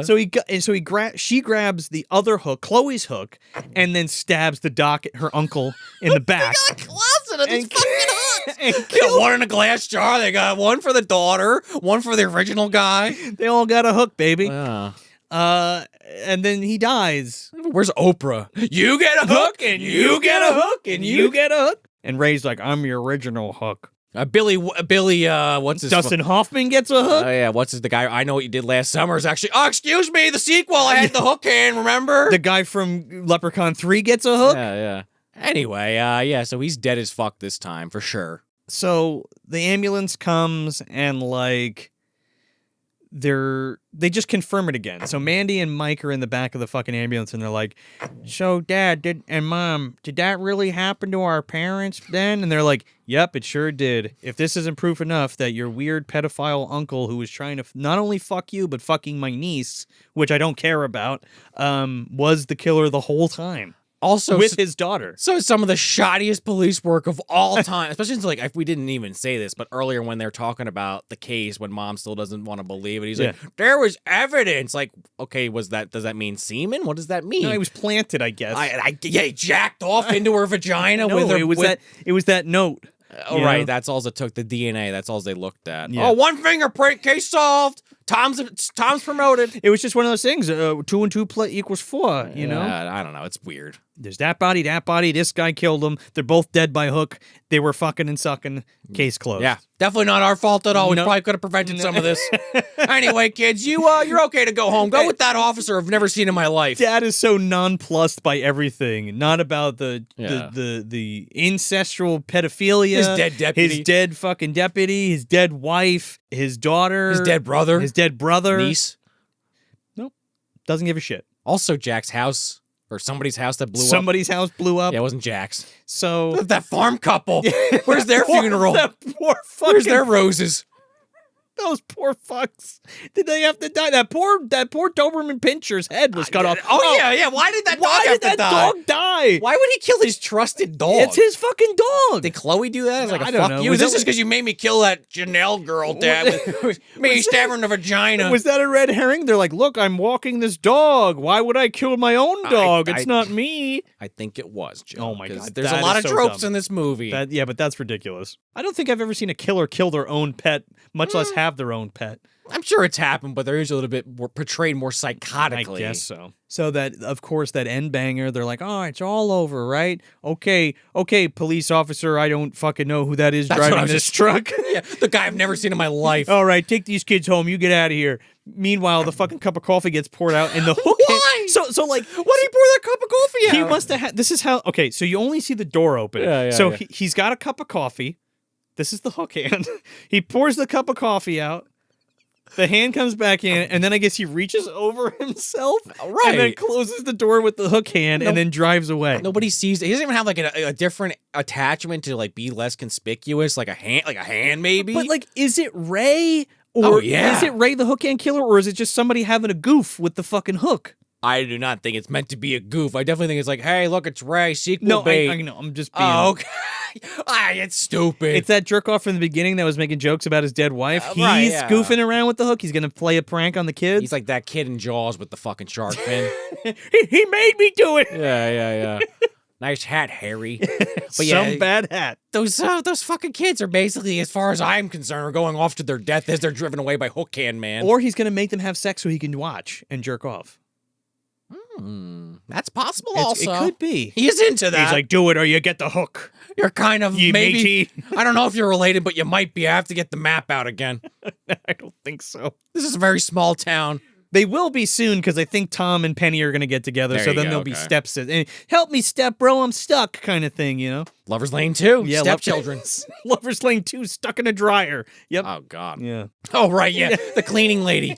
Oh, wait, that was a different movie. I watched I Know What You Did Last Summer 1 and 2. Yeah, there's a cleaning lady gets shoved in a dryer. I thought you were talking about... Or My Bloody Valentine. Oh, I thought you were talking about Margarita from the Holiday Switch. No, not this time. We could just, if you want to take it there, Movie Dumpster Universe, it could be. They're crawling through the fucking dryer, man. Yeah, she Margarita crawled through that dryer. She found the woman in, and I know what you did. Oh, I know what you still did in there, like dead. She's like, oh fuck, I don't want to go through this dryer. She kept going. This is the wrong one. She Wrong passed her dryer. on the way through into the alternate dimension. She didn't care. It was Rio. It was the off season. It wasn't dealing with that shit. She all of a sudden she somehow ended up with dreadlock Jack Black. I don't know. Yeah, smoking a doobie in a pool. Yeah. By the way, he's dripping that fucking joint in that pool. Bad movie, by the way, but You don't say. not a good sequel. Not like Scream. Scream figured it out. I Know You Did Last Summer. Was like, holy shit, that made a lot of money. I guess we're making a sequel. I question mark. His hand got cut off, Joe. He wasn't. They never found a body. Just like Lovers. He's the furiously masturbating Ray. He could be. He honestly Ben could. Willis he got his hand cut off, hit his head. Then he came to Lover's Lane, started masturbating to the people. Had and a then, son. Then had a son. And then, well, he had the son before that. Right, yeah. And the daughter. Yeah. And then, the rest is history. Right, yeah. And then he was a zombie later for part 3 that none of the original cast returned to. Where are we putting this on this lovely Valentine's Day? Man, this is you open up your fucking Valentine's Day chocolate box and it's like every flavor you hate. I get all coconut. Is this from JM? Yeah, I got it from JM. This is fucking dumpster, baby. I really, oh man, I wanted to like this because there are moments in this film that I was like, huh, like that scene when Tom's going through Jack's house. I actually think it's pretty good, even though I think it kind of wears its welcome out. I like the idea and the camera angles used, but the kills are very, very milquetoast in this. There's something to be desired with the kills for sure. And say what you will about horror in general. I don't think you need kills in horror. For a movie to be good, I think it absolutely helps, but I don't think it's a requirement. But for a slasher movie, it's kind of you kind of need necessary. It. And you have the fucking hook hand. I know we kind of talked about a few other films that did some very big things with a hook, but this one I just feel like there wasn't a lot. There were a lot of throat slashes, and some of the more interesting kills actually didn't involve the fucking hook. No, like Doug getting stabbed, even though that is a little stupid. At least it was different. Him on the table. Yeah, I think the only person you actually see get hooked is the doctor in the back. Yeah. Yep. I think, right? Yep. Or maybe Tim when he comes out of the bushes and fucking maybe. I think that and it's so quick, and though. Anna Faris gets it in the gooch. Right, from below screen. Yeah. I just think there's a lot of editing problems, and again, I love to talk to or maybe watch that documentary. Maybe they go into this at all. I just see like was it the editor? Was it just there wasn't enough footage? Did they think that some of these cutaways where you don't see these characters for a long time are actually building tension? I don't think they do 9 times out of 10. Yeah. Again, that is a little subjective, but I don't know. It was just a lot of things misfire for me, unfortunately, on this film. Just every time something was like, oh, I like that, it just like squandered it the next scene. And I just feel like a lot of those tropes that it does, where it's just like, oh, the car in a barn. Yeah. Oh, how many times have we seen that? Oh, well, there's actually 2 killers. Okay, well, there's 3. Scream literally just did that right like 2 or 3 years ago. Better. Way better. And I think it even did it again since then. Anyway, it's just that thing where there's so many the sequel had 2 killers as well. That's what I mean. Yeah. I mean, they come in pairs. Yeah. I know you did last summer sequel, same thing. Anyway, the father-daughter thing. The parent, you get what I'm saying. Yeah. I mean, it's definitely one I'm not going to return to again. If those kills were something, I'd at least throw it on in the background again in the future, but just not one that really landed on the mark. It was not the Valentine treat I was looking for. It's I'm opening the dumpster. I'm taking a shovel out. I'm moving some shit out of the way, and I'm fucking dropping this in there with those candy hearts. Yeah, because I don't like those chalky sons of bitches. Like, the novelty's nice, but once you start biting into those things, it gets like kind of in the back of your throat. That's what this film kind of feels like. Just not to repeat myself, but it doesn't hit the mark. I wouldn't say that it's in the dumpster. You know what? I haven't done a dumpster in a while, so I think yes, and only because, not that you shouldn't see this movie. I'm not even saying that. I think you should check it out. I don't think it's that bad. Me, out of slasher films, it's very close to the bottom. It's very low. Like, Valentine is a better slasher. Is way better than this, and that, I think, My Bloody Valentine and Valentine are better uses of your time if you want to watch Valentine's Day slashers on Valentine's Day. Also, this has very, very little to do with it outside of like that one line. Yeah, it's and the Valentine's Day party they're gonna have, the actual Valentine itself that gets put on her mother's corpse. But like, just to point to the movies that were coming out around the same time and that it followed at the time. They rewrote this script like 5 or 6 times, or even 20 times. It was something ridiculous. Wow! Like, there was 5 or 6 drafts to get to the point A, and then it was rewritten even more after that. Wow! And they had a lot of the meta Scream, I Know What You Did Last Summer type stuff in this, and I think it would be more memorable if it had a little bit more gore and more of that meta-ness to it. Like, a little bit more. You might as well, right? Yeah, if you're going there. Even Urban Legend, you know what I mean, comes out the year before. Like, even that has some shit in it. Like, if this came out in like 97, it still wouldn't be great, but I feel like I wouldn't be as hard on it.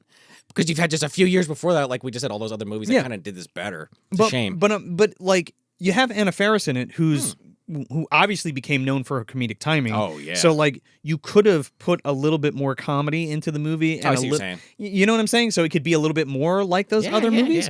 Yeah. There's that part where Anna Faris, like, picks up the knives and she's got, like, 3 knives in her fucking hand.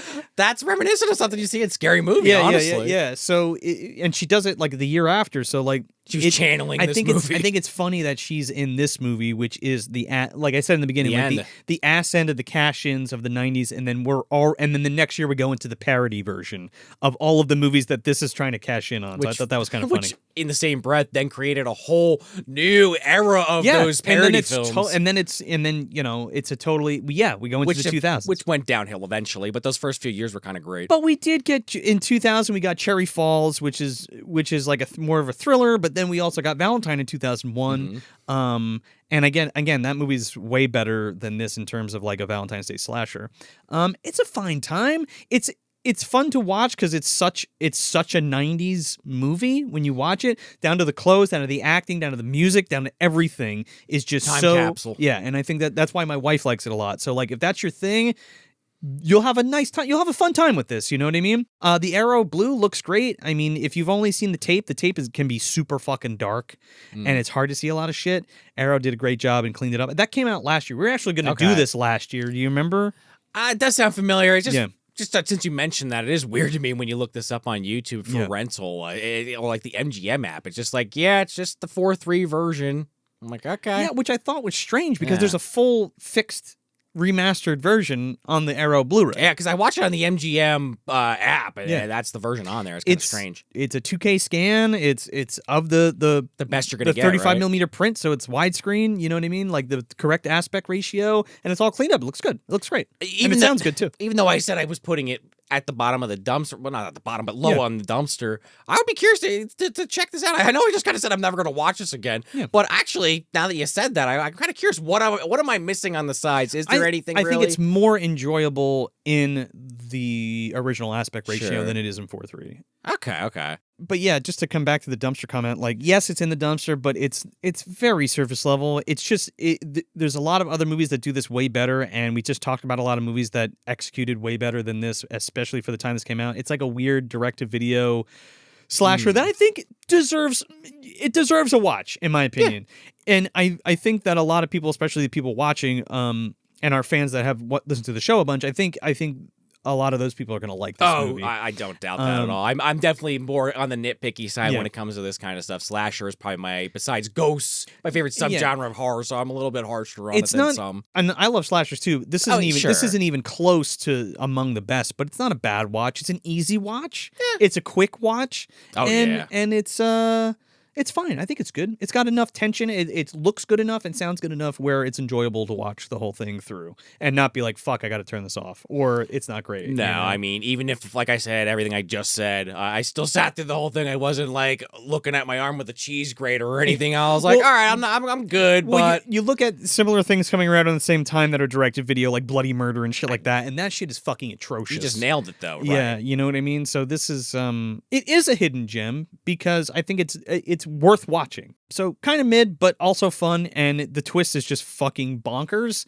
It is bonkers. It's elves level. It's like elves level bonkers twist. You know, that's enough for admission alone. Just the crazy twist. And there's enough here, like B movie level shit. I mean, we talked about it for a while for a movie I didn't like. Well, no, I know, but like there's especially this is a great party movie. I think. Oh yeah. Like if you I haven't said that in a while. If you get a couple fucking J boys or Bowl boys and some fucking some beer, some brewski dudes.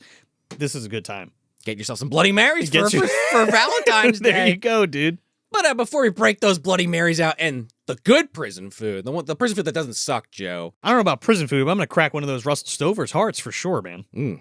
Hopefully it won't be coconut, Joe. But with that said, if you guys want some more Movie Dumpster content, you could always head over to patreon.com/Movie Dumpster. Sign up for the $2 tier and you get yourself an ad-free audio version of the show. We also have a $5 and $10 tier. You get yourself some glow-in-the-dark pins, a Movie Dumpster t-shirt, some stickers, and some live watch-alongs where we watch a movie with you guys, the Dumpster Dwellers. We also have mini-sodes, junk mail where we get mail from you guys, the Dumpster Dwellers, and we check it out. Commentary tracks and all kinds of goodies over on Patreon. You can also get some of that stuff here on YouTube with the YouTube subscriptions. So check that out if you're interested. No physical items on YouTube, but otherwise, check out Patreon. If you're listening on your favorite podcast app, please leave us a 5-star review. And if you're watching on YouTube, do us a favor to like this video and share, because it really helps the show. That's the thing that helps the most is the reviews. So if you can do that for us, that'd be really great. And yeah, help us support your favorite show. And if you want to keep up with the Dumpster Dudes, you can always follow us on social media at Movie Dumpster, or head over to moviedumpsterpodcast.com. We got a calendar with all our upcoming live events, all our new episodes, and our store where you get yourself a little hat or a t-shirt or another piece of merch that we got on there. We got a bunch of different items for you to check out. Check it out over at moviedumpsterpodcast.com. Yeah, man, we're going to be at Monster ManiaCon in Cherry Hill, New Jersey, so come see us. It's going to be in March, so come out and check us out and hang out and let's talk some movies. So that's it. That's Lover's Lane from 1999, directed by John Ward. I'm Joe Lascola. And I'm Sean O'Rourke. Hope you have a happy Valentine's Day, Dumpster Dwellers. We'll catch you next time.